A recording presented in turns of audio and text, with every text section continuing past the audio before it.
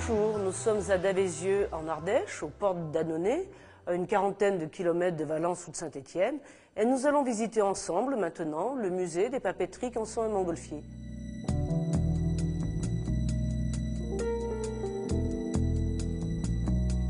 Au sein de ce musée, on trouve des machines, des objets, des documents qui présentent l'histoire et l'évolution de la papeterie depuis le XVIIe siècle jusqu'au début du XXIe siècle.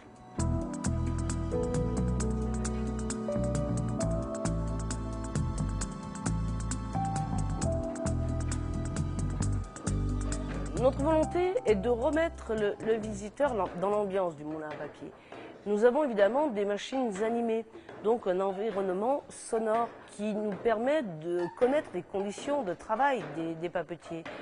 Chaque visiteur voit fabriquer une feuille de papier à la main, et ceux qui prennent rendez-vous suffisamment tôt pour des ateliers pédagogiques fabriquent leur papier dans l'atelier des Montgolfiers, le sèchent et l'emportent avec un certificat d'authenticité.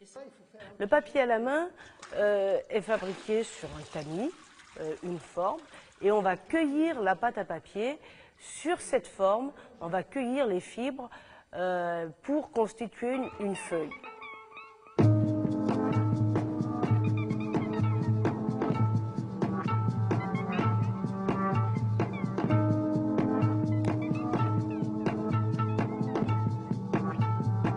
Ce musée a un double intérêt. D'une part, il est au sein de la papeterie d'origine, une papeterie qui a fonctionné jusqu'à il y a quelques années.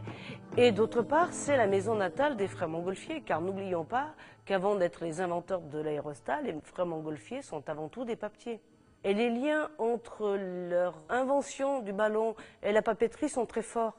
Alors qu'au XVIIIe siècle, beaucoup pensent à des barques volantes, à des objets très lourds, ils ont l'idée d'utiliser ce qu'ils fabriquent, du papier, c'est-à-dire un matériau très léger, pour confectionner l'enveloppe de leur premier ballon, et ballon qu'ils feront partir dans la cour de leur papeterie le 14 décembre 1782. Donc c'est ici qu'est née la conquête de l'air et de l'espace. La papeterie Montgolfier, donc, se développe au fil du temps, et cette papeterie de Vidalon revient à Étienne Montgolfier. Et Étienne Montgolfier a 6 filles, si bien qu'à son décès, la papeterie est prise par son gendre, Barthélemy, par route de la Lombardière de Canson.